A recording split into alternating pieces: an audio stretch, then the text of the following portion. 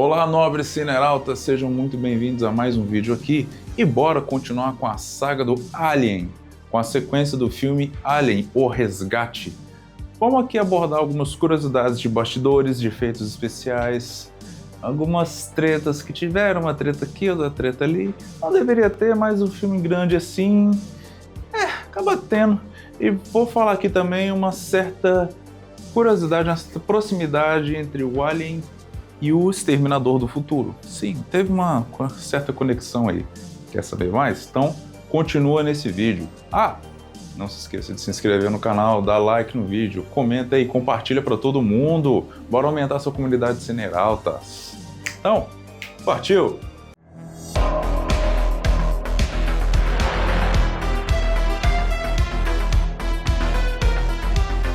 E bora falar sobre 12 curiosidades de Alien, O Resgate, lançada em 12 de julho de 1986, dirigido dessa vez por James Cameron, mesmo diretor de Titanic e de Exterminador do Futuro. Quem não conhece James Cameron hoje em dia, né? Mas por incrível que pareça, naquela época ele não era tão conhecido assim, ele não era tão grandioso como ele é hoje, não, um nome tão em destaque. Em contrapartida ao Ridley Scott, que foi o diretor do primeiro filme. E daí já começamos uma pequena treta, mas de volta na sequência com o Sigourney Weaver na sequência, né, que não podia faltar, já bora engatar a primeira curiosidade. Troca de diretores, já vamos começar logo com uma treta, né, porque treta é treta, não mais nada treta, não deveria ter treta, mas tem treta, fazer o quê?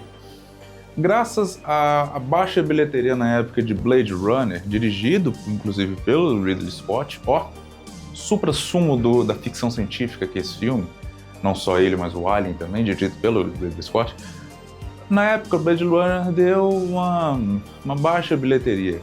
Aí o estúdio olhou aquilo e falou, então, Scott, a gente não quer arriscar com a sequência, a gente não quer te deixar assim, com coisa na sequência, assim, perder mais dinheiro, que o negócio do dinheiro é bom pra nós, mas você deu prejuízo. Então bora chamar outro camarada aí, o tal James Cameron, não sei se você conhece. Né? O negócio do dinheiro, vai me rir, fala mais alto. Aí o que aconteceu? O Ridley Scott virou e pensou. Aí vocês quebraram a minha bicicleta, foi toda, aí vocês me deixaram meio levemente triste, me deixaram um pouquinho puto.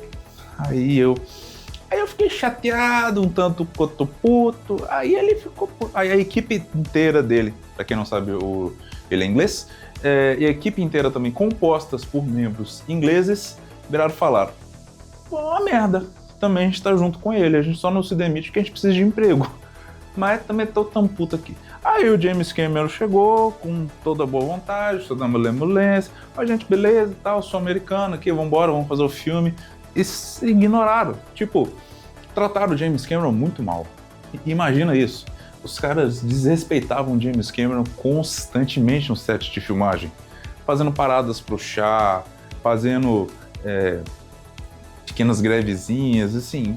Por ele não ser do meio deles, eles desrespeitavam ele na cara. Pra dar uma amenizada no clima, aquela passada de pano, aquela coisa assim. Pô, gente, eu tô aqui pra ajudar, não tô aqui pra somar, não tô aqui pra criar intriga com ninguém e tal. Para tentar ganhar a confiança da equipe de set de filmagem, o James Cameron resolveu, para poder mostrar suas habilidades, fazer uma sessão do Exterminador do Futuro, para poder a galera ver que ele é capaz, do que ele é capaz de fazer e tudo mais.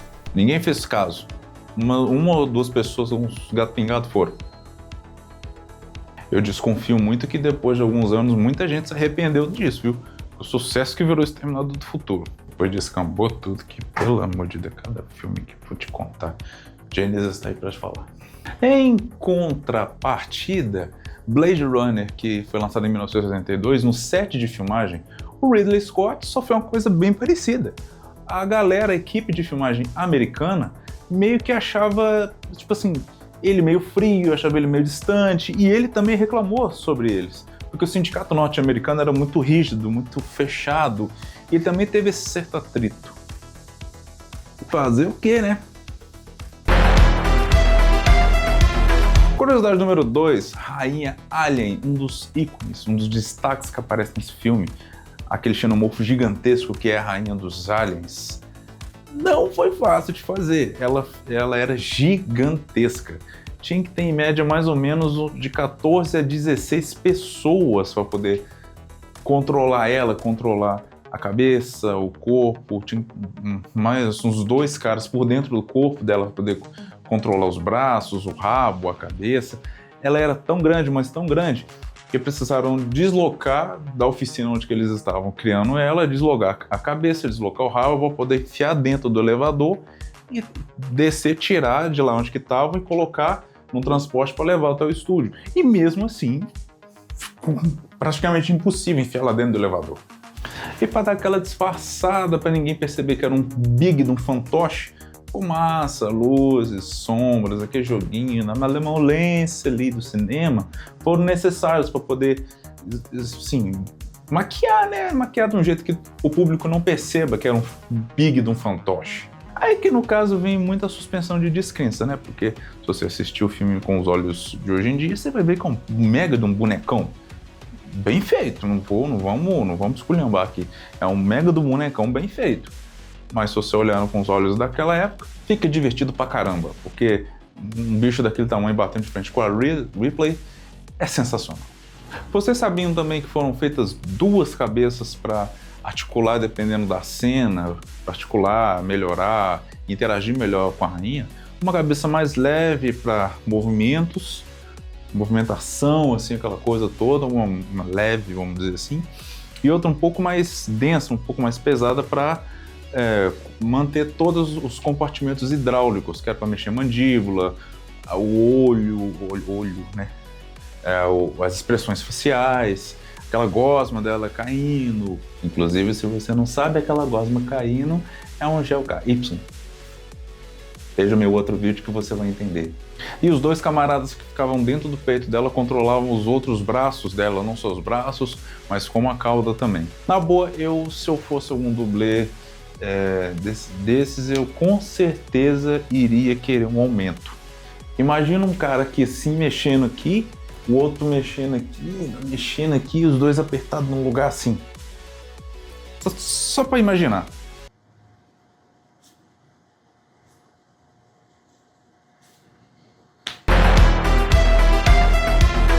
E em algumas cenas onde os protagonistas estão lutando ou fugindo de alguns exércitos de aliens, onde tem um exército de xenomorfos atrás da galera, e todo mundo lutando, todo mundo correndo, e o pau quebrando e tal, eram 6 pessoas. Desculpa se eu estraguei a sua magia. Isso aqui é revelação, aqui é revelação de truques do Mr. M. É da bosta. Mas é isso, eram só 6 pessoas vestindo uma roupa específica, um colã de alien, né, que é a pessoa que vestiu o alien. Eram basicamente quase igual aquele camarada lá no primeiro vídeo que eu falei, que o nome dele aqui agora eu não vou lembrar, mas tá aí na tela. Ele é inspirado naquilo, mas aqui também eles, como a renda era um pouquinho melhor, eles utilizaram não só dos dublês, dançarinos com essas roupas, mas utilizaram também manequins de 2 metros de altura para cenas mais violentas, mais de pressão, de perto, de batalha. Então meio que complementou tudo isso, fora também o jogo de luzes, edição, sombra. Ela faz para dar aquela economizada, porque em vez de fazer um exército de mais de 20 pessoas vestindo um alien, 6 aliens ali que transformaram em uns 20, 30, para poder compor a cena, economizando o cachê. Tomara que os profissionais de efeitos especiais tenham ganhado uma grana boa. Trabalho de ator nunca é moleza, e aqui mais uma vez foi provado isso. Igual a Tropa de Elite de José Padilha, aqui também os atores tiveram que passar pelo treinamento da Aeronáutica Britânica, a Special Air Service, SAS. Todos os atores que compuseram a tropa passaram por um treinamento militar real. Eles passaram de manuseio de arma, de comportamento, treinamento de exército. Os únicos que não participaram desse treinamento foram Sigourney Weaver, Paul Heysen e William Hope. Segundo Cameron, ele quis fazer isso para eles se sentirem deslocados do grupo, para eles chegarem meio assim, meio que não estou entendendo o que está acontecendo aqui, já que os outros já estão familiarizados um com os outros há muito tempo, são colegas, amigos há muito tempo, então já está todo mundo assim, todo mundo já interagindo e olha pra eles outros, e tipo assim, pô, o que vocês estão fazendo aqui e tal, a gente que é foda, e arma e tal, e é isso aí. Quinta curiosidade. Quem disse que é fácil trabalhar com crianças em um set de filmagem gigantesco, com muitas coisas de alien, com muitas coisas de ficção científica e principalmente um duto de ventilação gigantesco que parece um escorregador? Carrie Ann interpretou assim. Carrie Ann, a menina que Sigourney Weaver ficou carregando no braço durante várias e várias horas, em uma determinada cena do duto de ventilação, a bendita da criança atrapalhava a filmagem de propósito.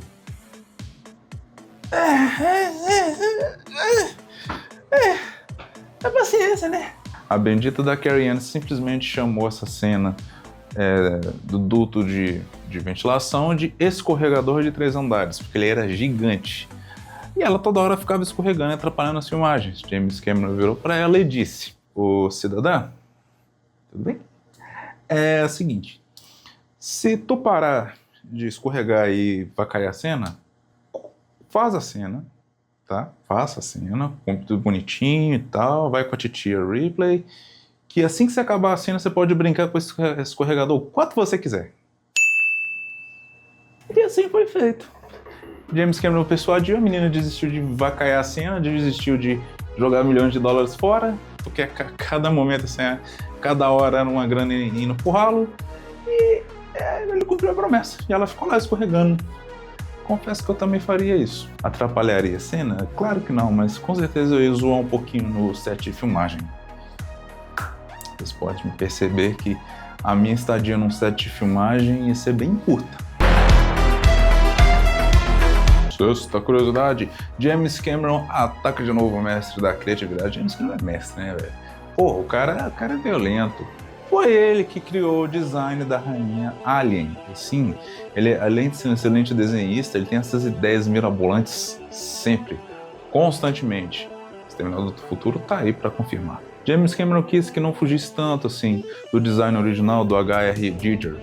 Ele manteve uma estética fixa, mas pôs o seu toque. Ele quis que ela fosse um pouco diferente de tudo, de todos os outros aliens, e um desafio mais colossal para toda a saga. E é claro, para você que não conhece, você tem que conhecer o excelente trabalho de Stan Winston, o cara por trás de inúmeros efeitos especiais por toda a indústria. Se eu for listar aqui, eu vou ficar até amanhã de manhã. Exterminador do Futuro tá aí para falar também. Eu vou trazer essa série do Exterminador do Futuro em detalhes. Aguardem. Stan Winston foi o mestre que desenvolveu a rainha também, junto com James Cameron. A maioria das cenas da rainha, como eu já tinha falado na curiosidade dela, foram feitas no tamanho real dela gigante, com no mínimo umas 16 pessoas controlando. Só uma ou outra cena que teve uma miniatura da rainha para poder filmar, sim, de longe, numa cena mais stand-by, caso precisasse, mas a maioria foi feita nessa rainha colossal. Esse filme, como a maioria de alguns filmes de ficção científica, até de outros temas, foi filmado de ordem diferente. Um dos motivos que dá para ver porque ele foi filmado em ordem diferente é a interação e a amizade entre os fuzileiros. Porque o James Cameron, ele filmou, deixou todo mundo trabalhando, todo mundo junto ali durante meses, e essa cena ele deixou ela meio que por último, sendo que ela é uma das primeiras cenas do filme. A ideia dele era deixar todo mundo já interagido ali, todo mundo amigo, todo mundo junto, já que estavam meses e meses trabalhando junto. Eu não entendi, mas tudo bem. O James Cameron aqui mais na parada, né? Todo mundo atuar que já é brother há muito tempo, é uma coisa, tal. Mas acho que ele queria a verdade, passar uma verdade, a gente é brother que a gente tá trabalhando aqui uns 6, 7, 8 meses junto, então a gente já conhece um outro e tal, já chama de apelido, de pai. Então acho que era isso, essa verdade que ele queria trazer. Oitava curiosidade, bora lá falar de grana, plata. Graças a Peter Lamont, um dos designers de cenário na época, conseguiu economizar uma graninha boa, já que o orçamento estava começando a ficar apertado ali e eles tinham que construir câmeras hiperbáricas. E eles só tinham grana para mais 4. Só tinham grana para construir 4. Sendo que cada uma dessas câmeras custava mais ou menos uns 4.300 a 300, 4.300 dólares cada uma para ser construída. Convenhamos, o estúdio mão de vaca, porque tanta coisa que eles gastaram literalmente milhões, aí eles estão amarrando o bolso com câmeras de 4.300 dólares. Eu acho que esse é o salário de um membro da equipe, eles estão amarrando 4.300 dólares para cada uma. Peter Lamont então pensou, já que eles estão amarrando, já que eles estão... a falta de renda, a falta de la plata faz a gente ativa a criatividade. O que é que eu vou fazer? Um jogo de espelhos. Construiu as 4 câmeras e com a jogada de espelhos aqui e ali, posicionou daqui e dali, ele conseguiu simular 12 câmeras correndo assim, em vez de apenas 4. O cara foi gênio, deu economizado. Ou trabalhou com o cascai que tinha, né? Necessidade de um sucesso para ontem. Era esse o lema da 20th Century Fox. 20th Century Fox. Com a necessidade de um sucesso, sim, para ontem, eles não fizeram sessão teste. Não quiseram fazer uma sessão teste diferente do outro filme. Normalmente eles fazem sessões testes com o público e tal. Dessa vez não abriram. Por quê? Porque a trilha sonora do filme não estava pronta. Pressa é foda. O que rolou? James Cameron e a equipe preparou o filme para uma sessão teste para os executivos da 20th Century Fox. Então só os engravatados e os donos da plata viram o filme antes de todo mundo. Sem trilha sonora, é o que tinha. Mas eles gostaram. E por incrível que pareça, eles gostaram demais e deram o sinal verde para continuar e já espalhar pelos cinemas. E detalhe, a trilha sonora não estava pronta até a semana anterior ao lançamento do filme. Sem pressão, imagina, né? Que isso? Imagina. Arrancar os cabelos, ficar com os cabelos brancos por causa disso? Não, bobagem.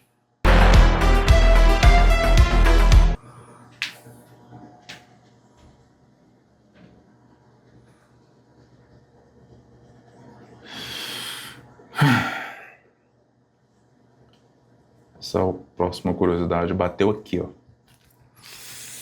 Bateu aqui. Até o olho começou a piscar. Esse nome me dá até coisa, segundo o professor Chapatin do Chaves, me dá coisa.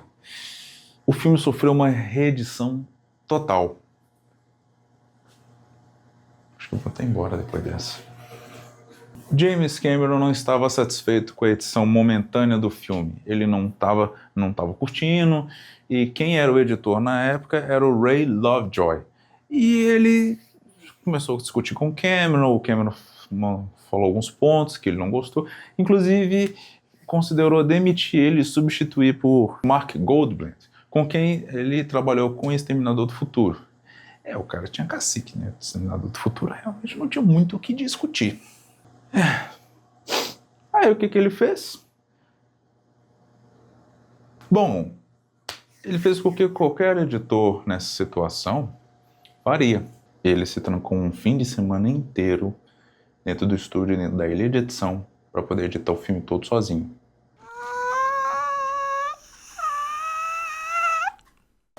Mas pelo menos deu resultado, né? Depois desse mega trabalho, se já editar alguns vídeos é extremamente estressante, imagina você reeditar um filme inteiro. Um filme inteiro grandioso como é o Alien Resgate. Mas deu frutos, que ele mostrou pro James Cameron. O James Cameron gostou demais, foi lançado do jeito que ele editou e tudo mais. E depois ele foi indicado a melhor montagem. Às vezes, um bizil assim ajuda, né? Eu não quero nem imaginar o sufoco que esse cara não passou. E nem tudo nessa vida são flores. Os designers de produção desse filme precisavam fazer algumas naves Narcissus, alguns modelos para o filme.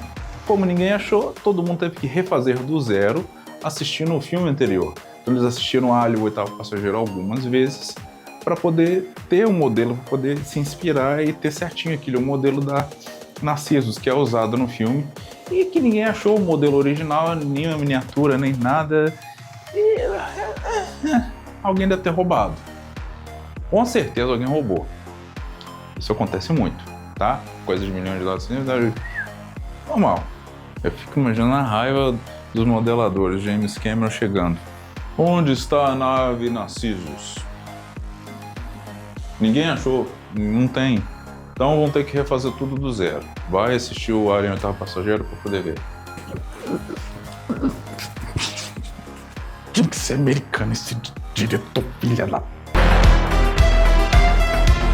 Última curiosidade, houve algumas conversas de trazer o H.R. Giger do filme, o design dos aliens anteriores e da interior da nave, para dar algumas dicas e dar alguns designs e trabalhar em alguns designs específicos dentro de Alien Resgate. Só que ele já estava ocupado em Poltergeist 2. E James Cameron já tinha contratado Rob Copp e Cy Mind, que é um cara muito bom de serviço. Você trabalhou em Blade Runner.